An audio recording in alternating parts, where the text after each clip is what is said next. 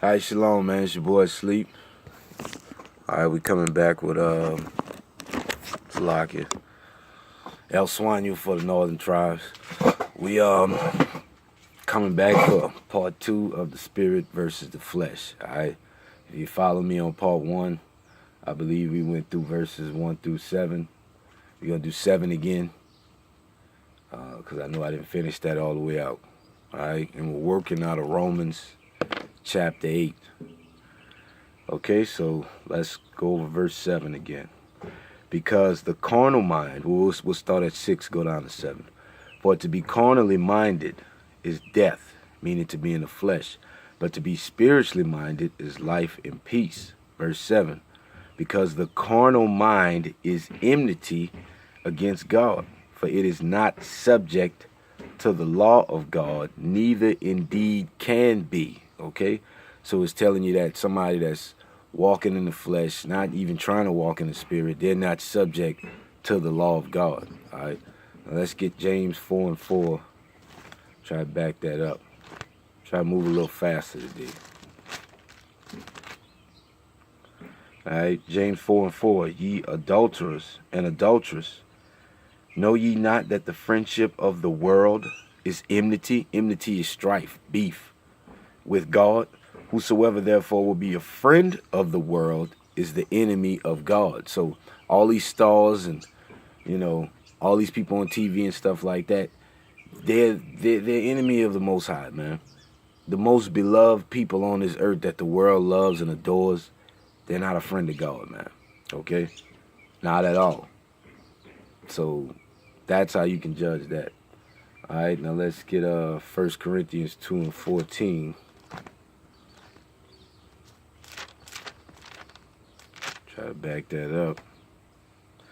Okay, but the natural man receiveth not the things of the Spirit of God, for they are foolishness unto him. Neither can he know them, because they are spiritually discerned. Now, I might have said this in the last one, but the natural man, he can't understand the spiritual things, because the spiritual man can get something out of everything, man. He can discern it. The natural man just in the flesh cannot get it. A quick example, like for people to say all 12 tribes are Negroes, all 12 tribes are just black like me. That's a fleshly man, because all he sees is the skin color. He doesn't see that this Latino brother is on fire for the word and he understands and knows the scriptures. He don't see that. He just see, well, he ain't black. That's a natural man. Okay? Now, when it says enmity with God, let's dig a little deeper with that. Psalms 5 and 4. What does it mean to be at enmity with the Most High? Basically, strife. Beef. Some of y'all beefing with the Most High. Some of us beefing with the Most High and don't even know. So Psalms 5 and 4. For thou art not a God that hath pleasure in wickedness, neither shall evil dwell with thee. So you can't say, well, Lord know my heart, and I'm still gonna do this wickedness and evil. He don't like that, man. You're at enmity with him. Okay? In the book of Nahum, it tells you it is a terrible thing to fall into the hands of the living God. So if he decides to judge you when he's mad with you, man, you done. And ain't no coming back. All right? Let's get Isaiah 59 and 2.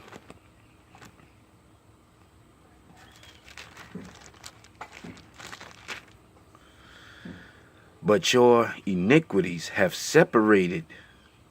Let's start at 1. Isaiah 59 and 1, the point is in 2. Behold, the Lord's hand is not shortened that it cannot save, neither his ear heavy that it cannot hear. So pray out to him. But your iniquities have separated between you and your God, and your sins have hid his face from you that he will not hear. So your sins, when he says your iniquities, he's talking about the nation of Israel, man. He's talking about us. All these sins that we piled up on each other is making the Most High hide his face from us, making his ears heavy where you don't hear our prayers. Why? Because in Psalms 5 and 4, he said he can't dwell around iniquity and wickedness, man. Okay? That's why it's only the elect he's going to look out for, bro. Because we're all right, we're all wicked. Some of us are trying to walk in the spirit, but You can't dwell around that, man. And he's going to hide his face. Now, when the Lord hides his face from you, that means you're on your own. You're on your own out here, man. Right? Satan and the rest of these demons going to tear you up, man, from the rooter to the tutor. Because they know, oh, he ain't got his backing no more. And they on you. Right? And you will not be able to fight them off, man. Whatever demon latches on to you, you can't fight them off because the Most High's face is hid from you. Prayers ain't getting heard. You have no protection from that demon, man. All right? So let's get Colossians 1 and 21. And I think we should be able to move on to the next verse after that. All right? And you that were sometime alienated and enemies in your own mind by wicked works, yet now hath he reconciled. Okay? In order to be reconciled, the re as the prefix, you had to been there before, man. Alright? So we know he's talking about Israel because we had the old covenant and fell. Now through the blood of Yahushua, okay, the elect are going to be reconciled. But you were alienated from the Most High and enemies in your own mind, okay? Because let me tell you something. When you know you should be doing good, or you know what you should be doing, and you're not doing it, man, you're going to make your own self an enemy to the Most High in your mind because you know he's not with that. Speaking from experience, man, okay? It's going to drive you crazy, all right? Check this time. All right, so I think we get the point with that. All right, so let's go on to verse 9. But ye, this is Romans 8:9, but ye are not in the flesh, but in the spirit, if so be the Spirit of God dwell in you. Now if any man have not the Spirit of Christ, he is none of his. Okay, this is directly speaking to the elect. Okay, this is who this chapter is supposed to reach. It's not supposed to reach all of Israel. It's supposed to reach the elect, man. But it says, but ye are not in the flesh, but in the spirit.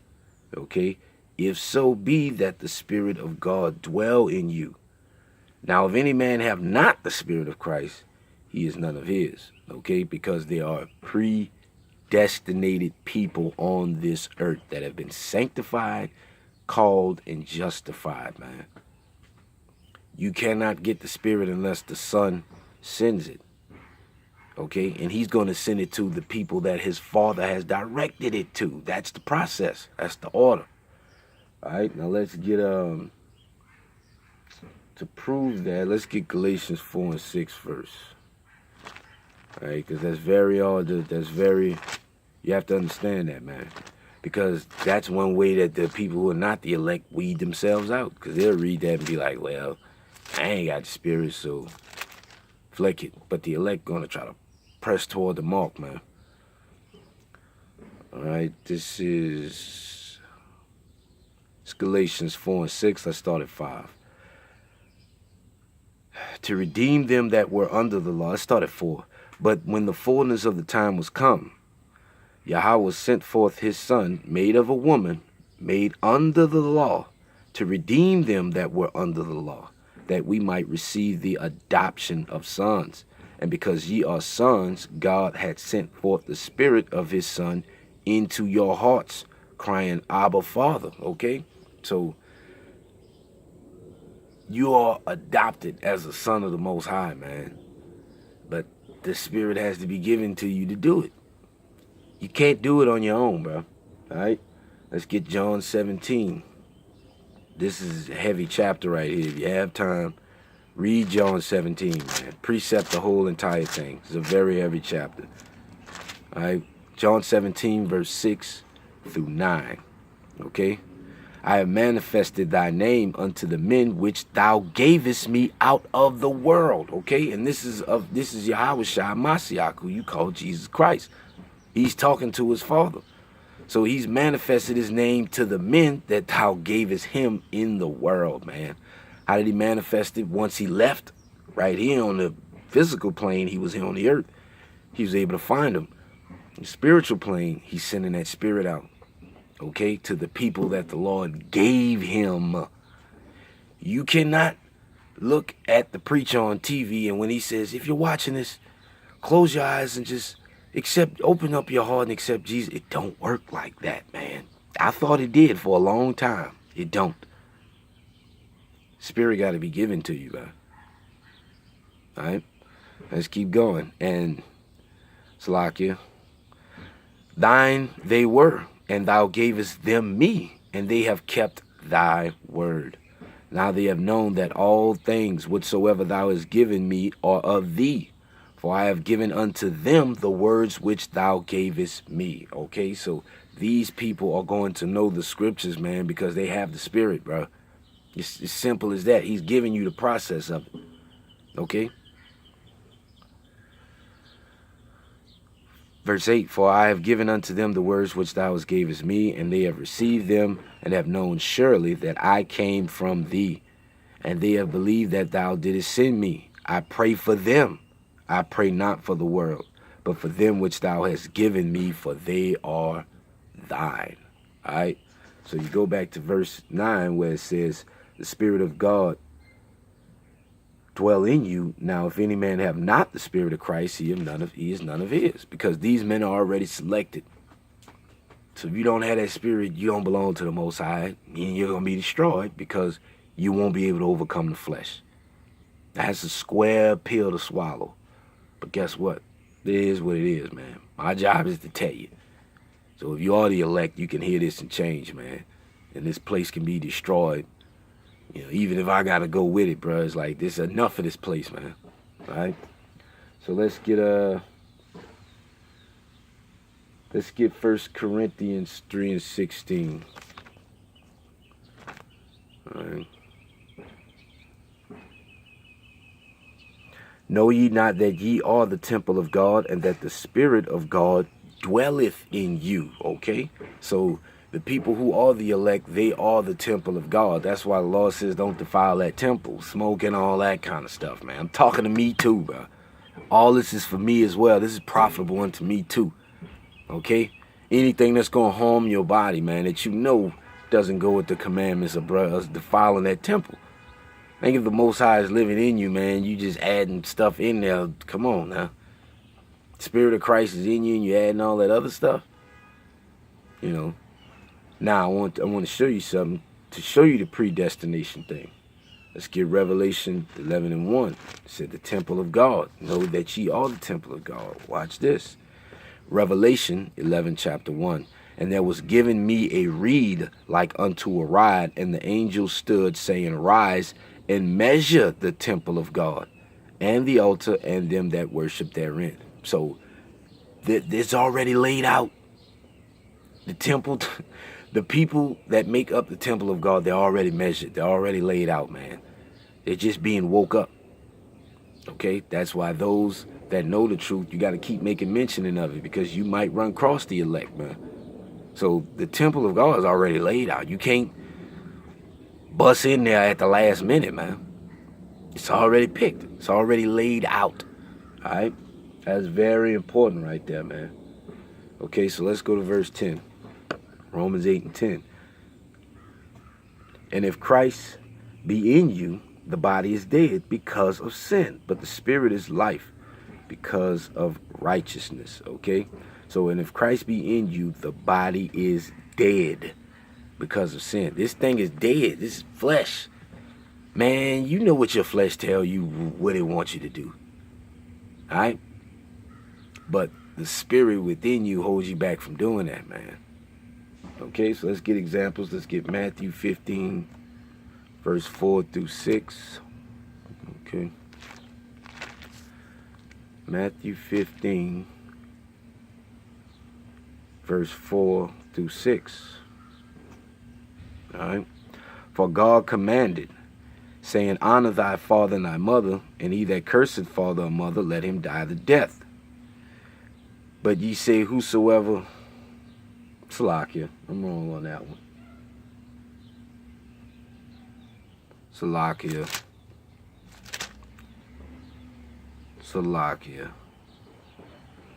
I was totally wrong on that one. So let's go to 1 John 2 and 6.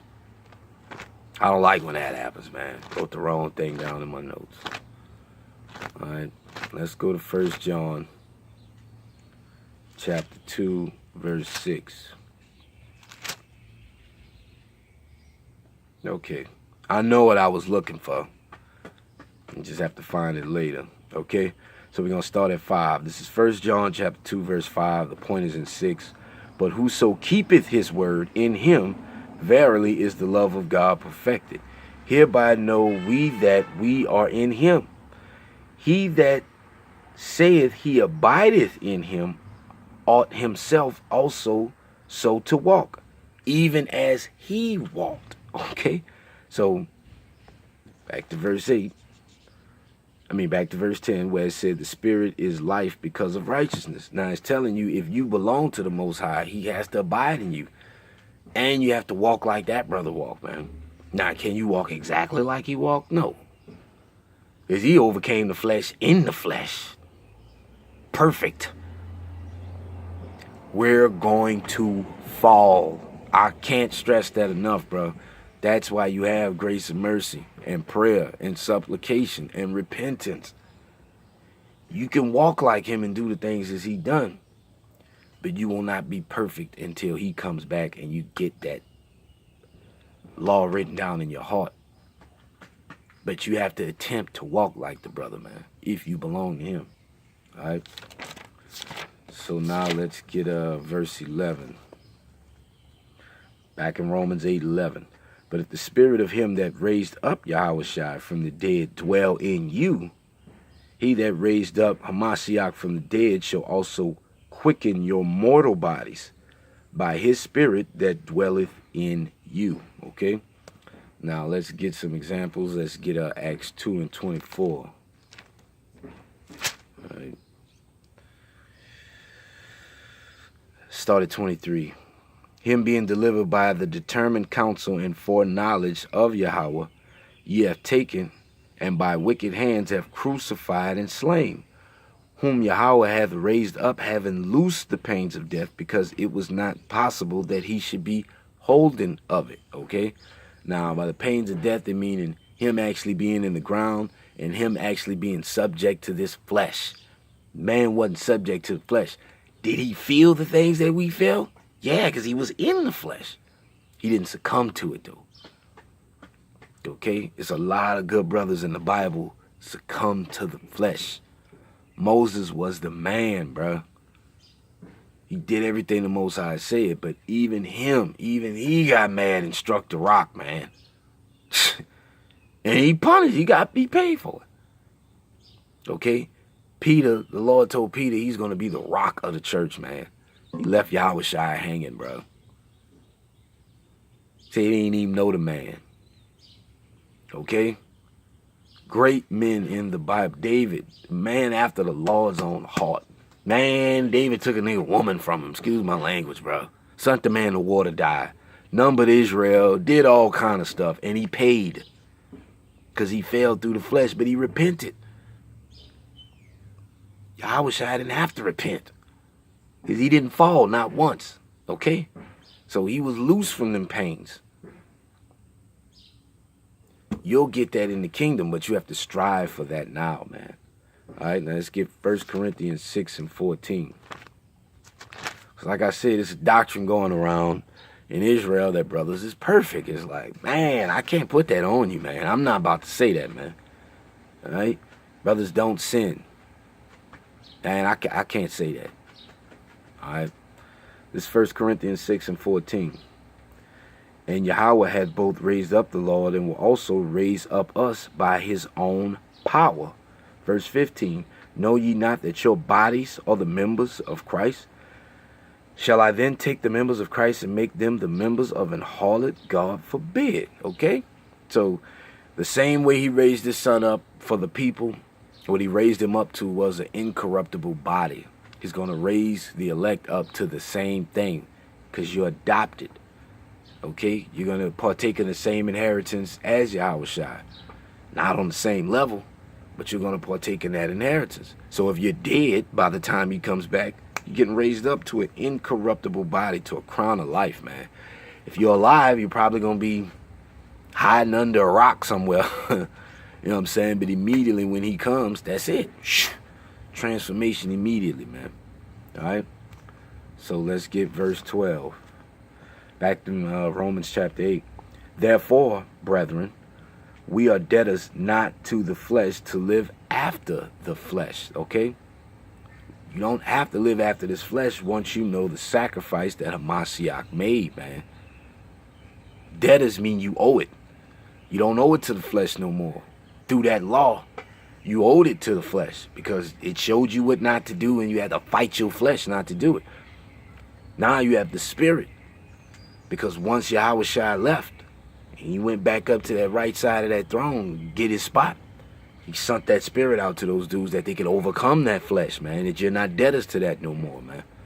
All right? The spirit was not sent while he was here on the earth. You had him. We don't have him. We have him, but we have the spirit that he sent, man. Okay? And that thing guides you through everything, bro. Helps you do everything. All right? So let's get examples of that in Romans chapter 6, verse 7. And we're going to jump to 14 and 16. I might end it off there. All right, Romans 6 and 7. Salakia. Okay, yeah, Romans chapter 6 and 7. For he that is dead is freed from sin. Because what are you dead from? You're dead from the flesh, man. All right? Verse 14. For sin shall not have dominion over you. For you are not under the law, but under grace, man.